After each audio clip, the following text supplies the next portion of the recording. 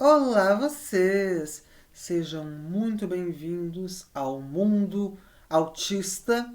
E hoje eu, Sofia Mendonça, vou falar sobre um assunto muito desagradável, mas que é necessário de a gente discutir, que é o medo dos pais e das mães de autistas pequenos, que é o bullying na escola.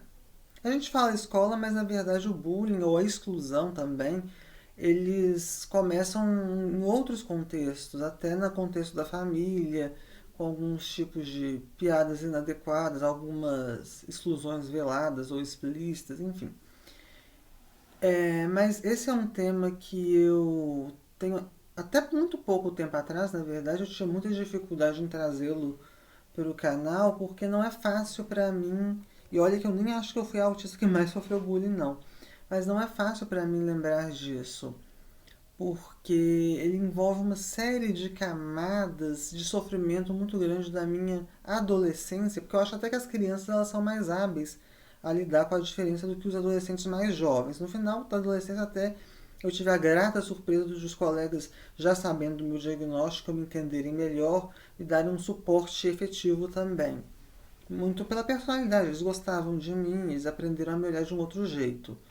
Eu sei que isso não é uma regra, mas como é muito falado, autistas de nível um de suporte, principalmente, que são aquelas pessoas que em tese interagem da maneira padrão, assim, social, mas não é da maneira padrão, eles interagem da maneira deles, da nossa maneira bem peculiar, mas numa aparência mais próxima ao que se espera de uma pessoa neurotípica. Então fica aquela pessoa que é julgada como uma pessoa neurotípica, inconveniente, desagradável, muito quieta, muito tímida, aquela pessoa que não tem habilidade social. E aí, muitas vezes colocam essa falta de habilidade social, as pessoas que não têm a leitura de um diagnóstico, como se fosse um defeito mesmo da pessoa, como se ela fosse sempre que ela quisesse, fosse uma pessoa grosseira, por exemplo, por falta de interesse e apreço pelas outras pessoas, por exemplo. E a gente sabe que não é assim, que até a questão da empatia no autismo é algo que vem sendo muito discutido. A gente tem empatia emocional, a gente sente a dor do outro, que a gente tem uma dificuldade às vezes de perceber como serão as reações e as intenções do outro. Mas voltando a essa questão do bullying, eu me lembro que na minha trajetória eu sofri dois tipos de bullying que me marcaram. Um era muito ligado às agressões verbais, eu nunca sofri agressão física. Aliás, já sofri sim, mas muito novinha, eu não tenho tanta memória. Mas assim, agressões verbais mais velha, eu lembro que era muito comum.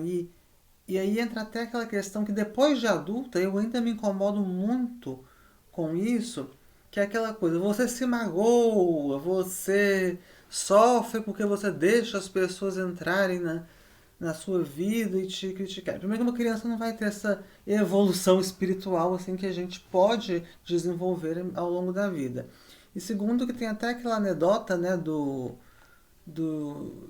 um exemplo de tribunal, que o cara fala com o juiz assim, excelentíssimo, meritíssimo, tipo puxando o saco assim do juiz, só que ele faz de uma maneira tão recorrente que o juiz fala assim, tá me enchendo o saco, o juiz apela com ele. E aí ele fala, agora o meu cliente, né, ouviu coisas muito piores, né, coisas bem mais pesadas e desagradáveis, e também não teve essa paciência toda de lidar. Eu falo isso não para justificar qualquer violência como defesa, porque eu acho que toda forma de violência é uma derrota. Mas eu falo isso para dizer que as pessoas têm sentimentos, isso vai criando uma bagagem, um acúmulo de bagagem, isso pode ser muito traumático para a pessoa e que às vezes na fase adulta, eu como adulta, tem gatilhos que até hoje são muito dolorosos para mim por causa dessa fase da adolescência.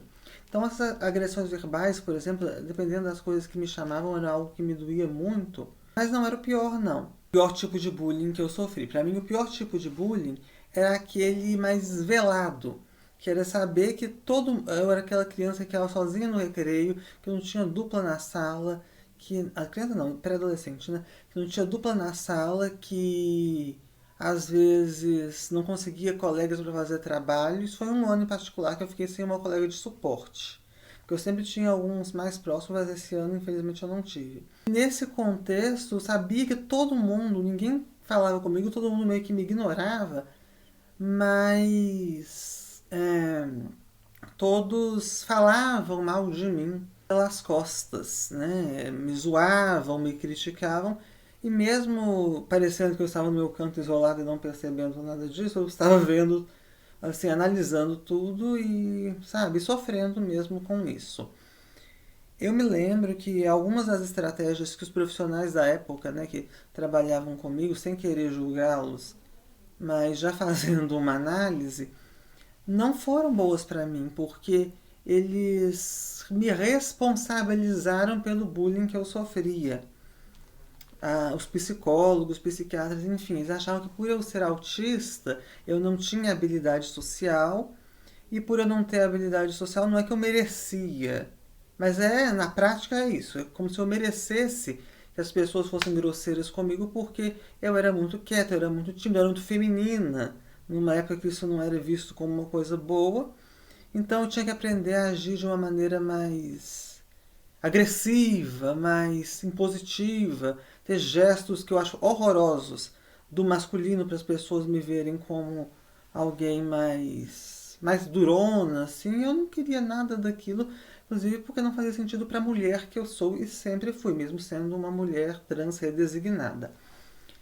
E pensando nisso também, nessa época da adolescência, eu lembro que o pior mesmo, esse aqui eu acho o mais cruel bullying que eu sofri foi de um namorado que a minha mãe tinha, na época, um relacionamento extremamente abusivo que ela teve quando eu era adolescente. Ele era muito cruel com ela.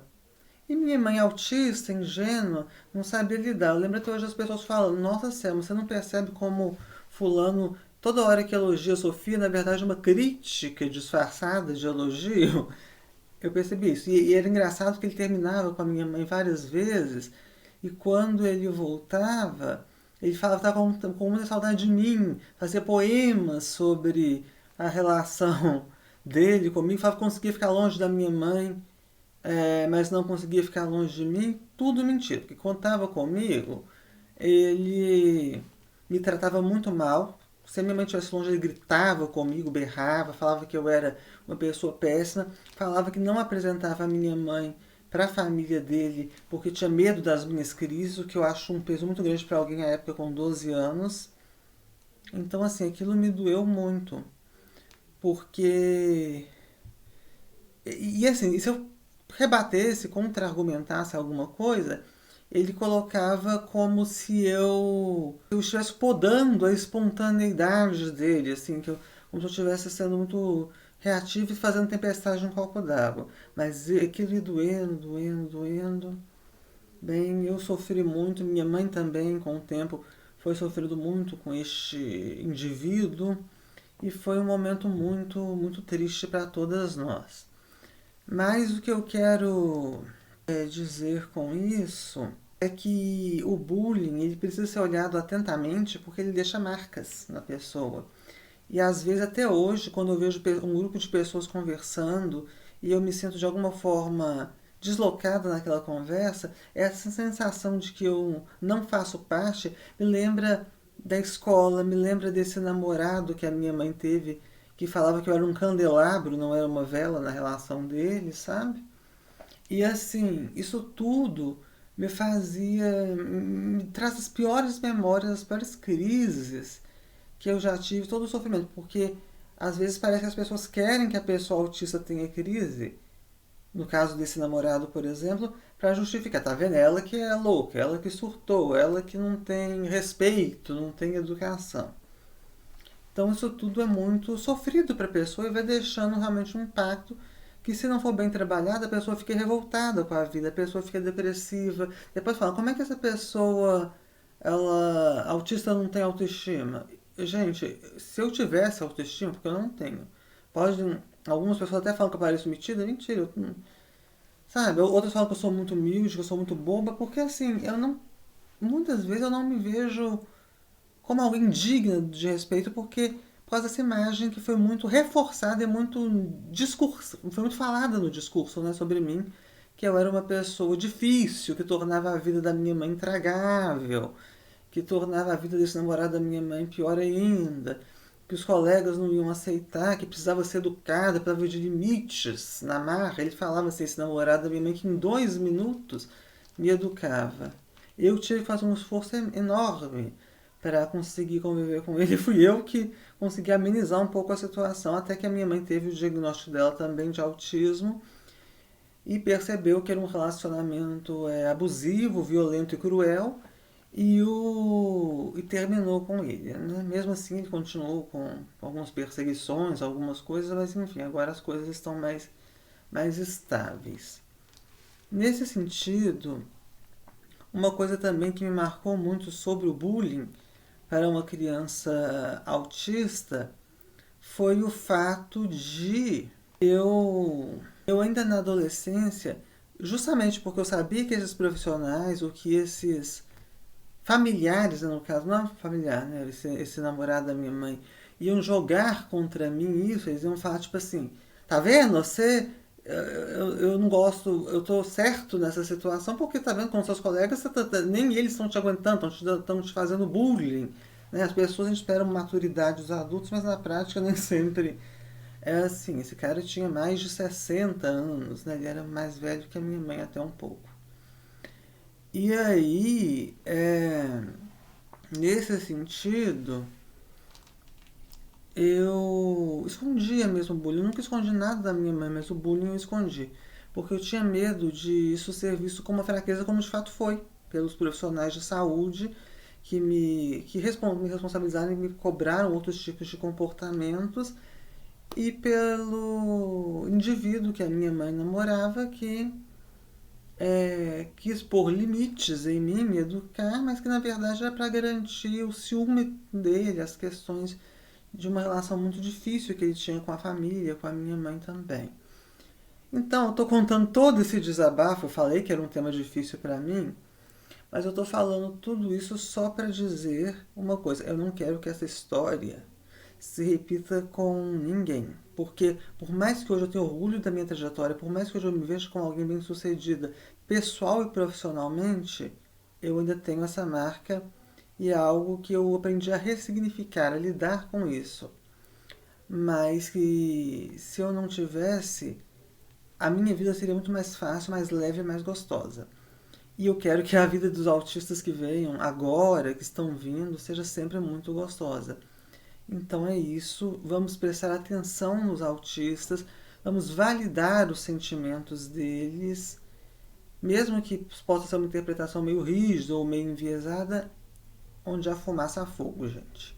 Então é isso, pessoal, um grande beijo e até a próxima. Tchau, tchau.